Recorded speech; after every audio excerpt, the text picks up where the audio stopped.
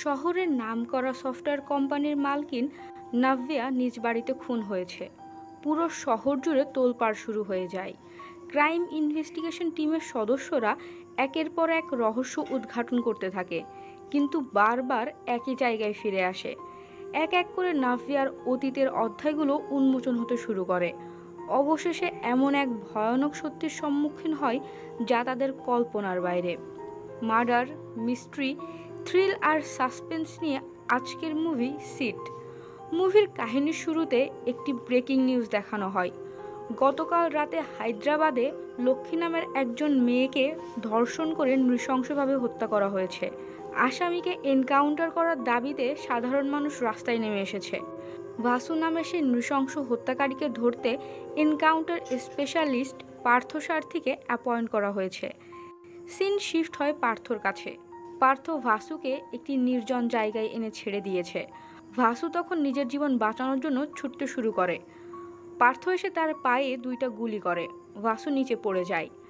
পার্থ তার মাথার পেছনে বন্দুক তাক করে বলে, পৃথিবীর সব রেপিস্টদের সাথে এমনই হওয়া উচিত। তারপর শ্যুট করে দেয়।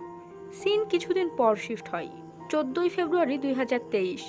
একটি বিলাসবহুল গাড়ির সামনে অটো থেকে একজন লোককে নামতে দেখা যায়। বাড়ির ভেতরে একটি মেয়ে এলোমেলো অবস্থায় শুয়েছিল।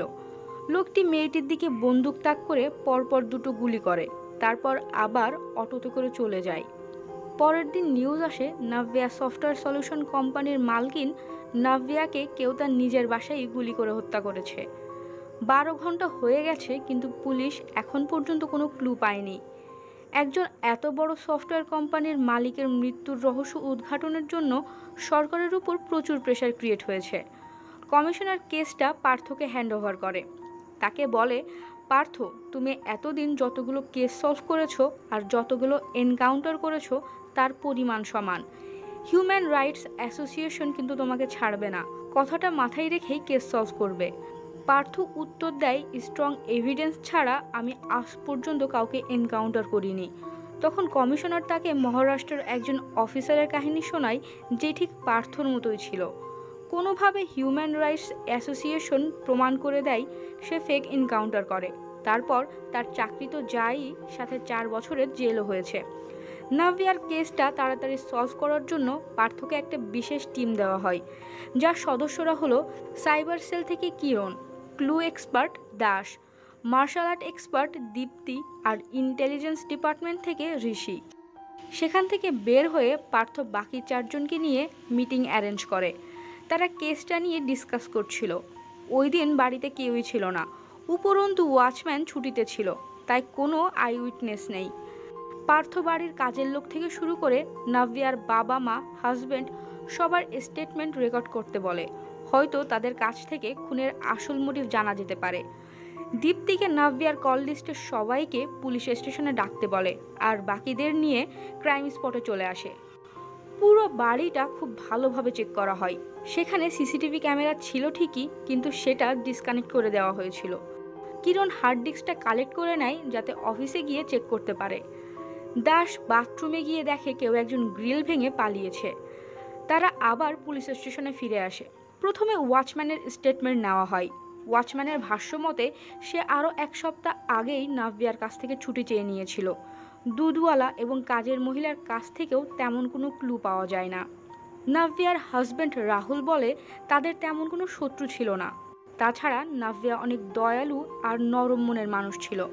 তাকে কেউ কেন খুন করবে? সবার শেষে নাভিয়ার বাবা মাকে ডাকা হয়। তাদের কাছে জানতে চাওয়া হয় নাভিয়ার কোনো বয়ফ্রেন্ড ছিল কিনা। তারা বলে নাভিয়া অমন ধরনের মেয়ে ছিল না। ঋষি জিজ্ঞেস করে তারা কাউকে সন্দেহ করছে কিনা। নাভিয়ার মা বলে হয়তো নাভিয়ার হাজব্যান্ড তাকে খুন করতে পারে। কাহিনী ফ্ল্যাশব্যাকে শিফট হয়। নাভিয়া তার মাকে ফোন করে বলে সে বাড়ি ফিরে আসতে চায়। রাহুল নাকি কারণে অকারণে তাকে সন্দেহ করে।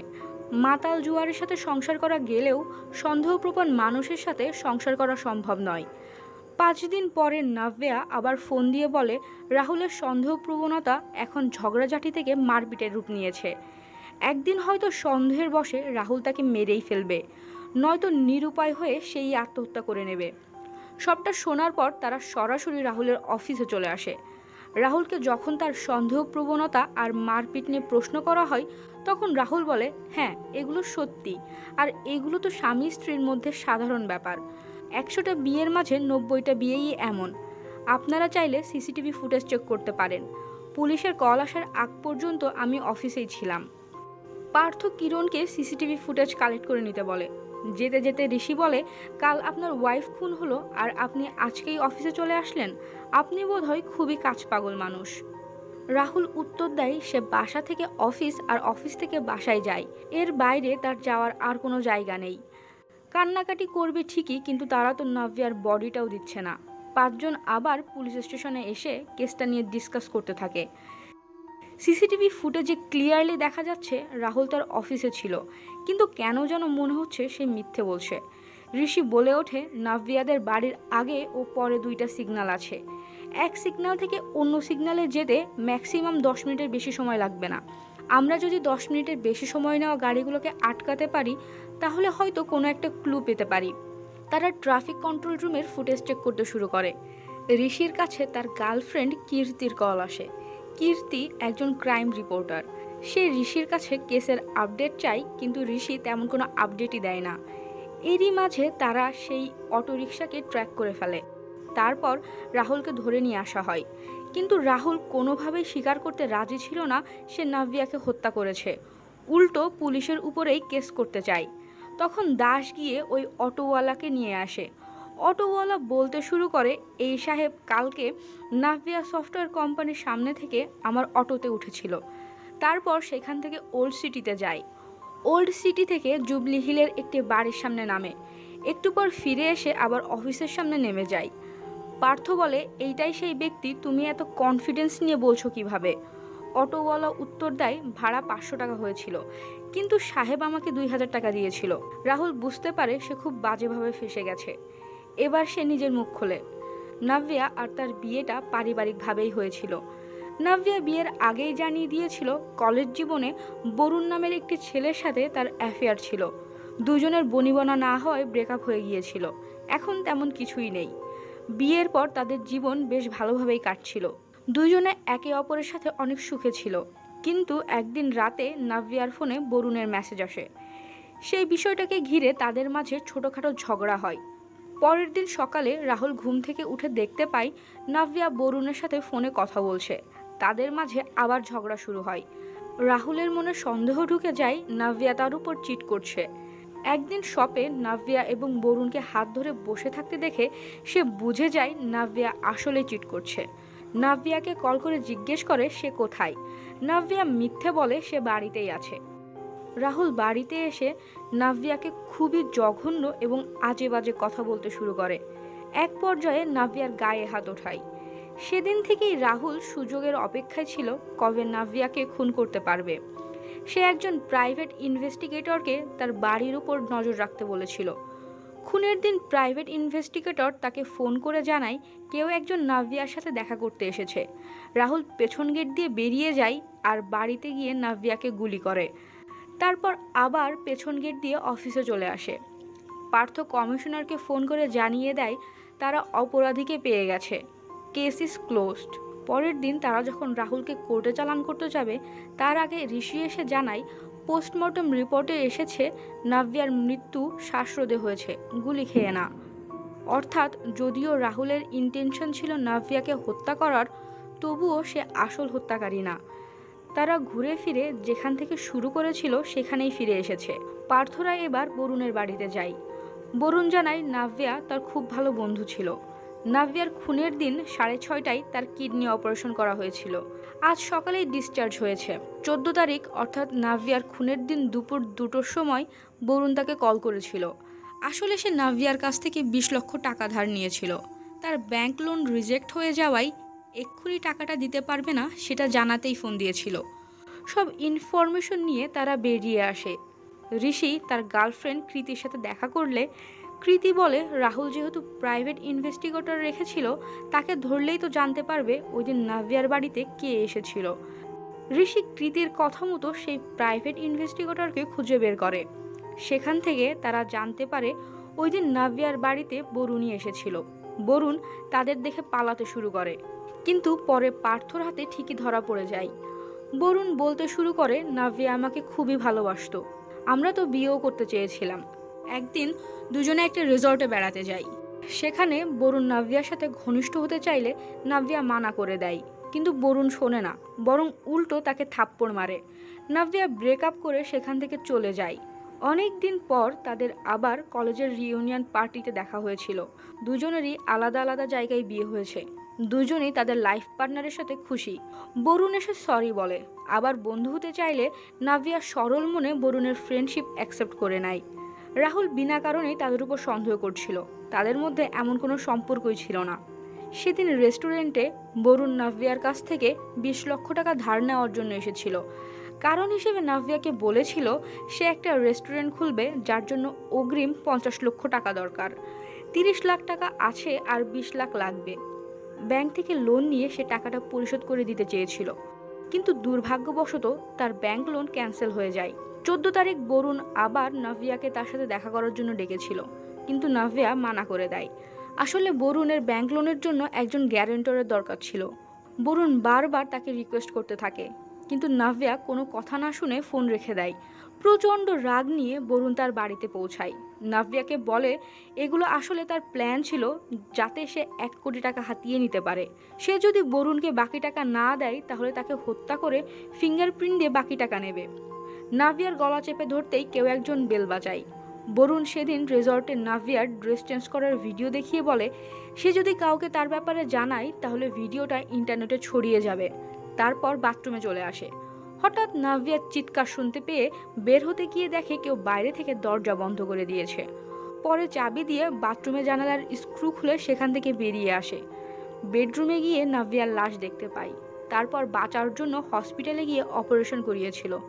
ফিঙ্গারপ্রিন্ট চেক করে দেখা যায় আসলেই বরুণের শুধু এক হাতের ফিঙ্গারপ্রিন্ট নাভিয়ার গলায় পাওয়া গিয়েছে, অর্থাৎ বরুণ খুন করেনি। কাজের মহিলা, দুধওয়ালা এবং তার স্ত্রী কারোর হাতের আঙ্গুলের ছাপই ম্যাচ হয় না। কমিশনার পার্থকে তার অফিসে ডাকে। যদি তারা তাড়াতাড়ি কেস সলভ না করতে পারে তাহলে কেসটা সিবিআইকে হ্যান্ড ওভার করা হবে। কমিশনারকে একটা জরুরি কাজের জন্য হায়দ্রাবাদ যেতে হবে, যেতে অন্তত 3 ঘন্টা সময় লাগবে, তাই এক্ষুনি বের হতে হবে। হঠাৎ করে ঋষির খটকা লাগে। সেদিন নাভিয়ার বাবা মায়ের ভাষ্য মতে তারা হায়দ্রাবাদ গিয়েছিল। তাহলে পুলিশ কল করার আধা ঘন্টার মধ্যেই তারা ঘটনাস্থলে পৌঁছালো কিভাবে? পার্থ এবং ঋষি নাভিয়ার বাবার বাড়িতে চলে আসে। তাদের প্রশ্ন করলে নাভিয়ার বাবা মা বলে ওই দিন তারা উপ্পাল পর্যন্ত পৌঁছাতেই পুলিশ কল করেছিল, এই জন্যই তারা মাত্র আধা ঘন্টায় ঘটনাস্থলে পৌঁছাতে পেরেছিল।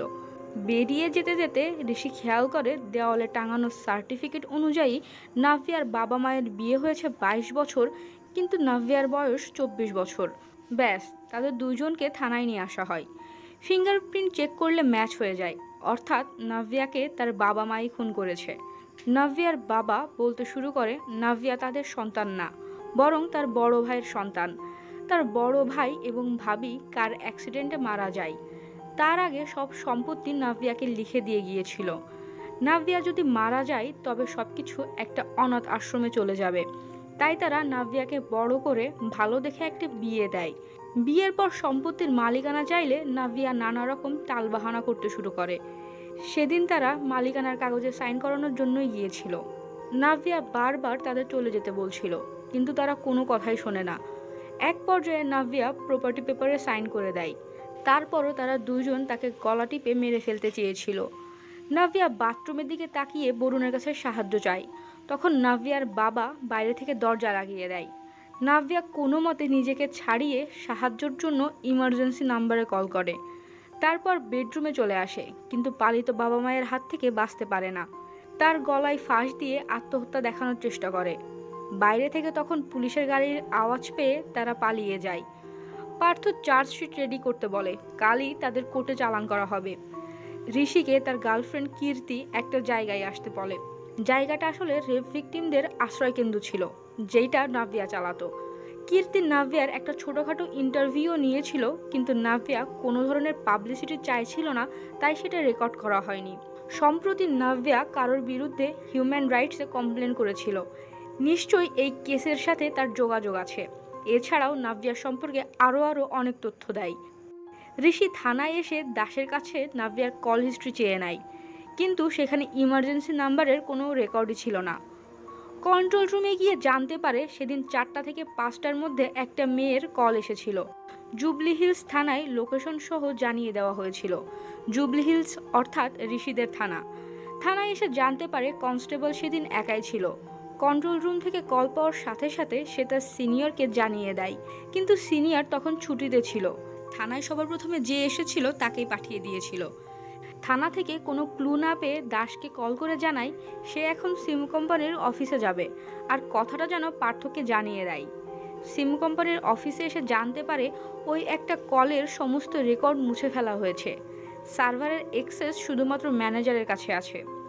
ঋষি ম্যানেজারের বাড়ির উদ্দেশ্যে রওনা দেয়, কিন্তু পথেই কিছু গুন্ডা তার উপর হামলা করে দেয়। তাকে প্রায় মেরেই ফেলছিল, তখনই পার্থ এসে তাকে বাঁচিয়ে নেয়।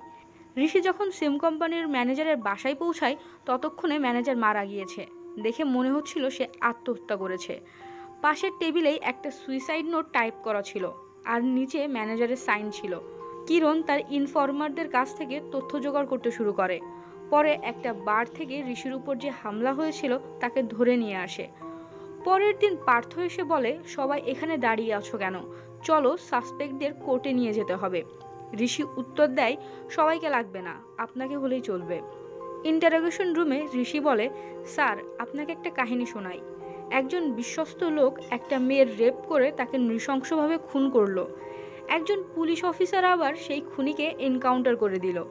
তারপর কেউ একজন সেই পুলিশ অফিসারের নামে হিউম্যান রাইটসে কমপ্লেন করেছিল, কারণ এনকাউন্টারটা ছিল ফেক এনকাউন্টার।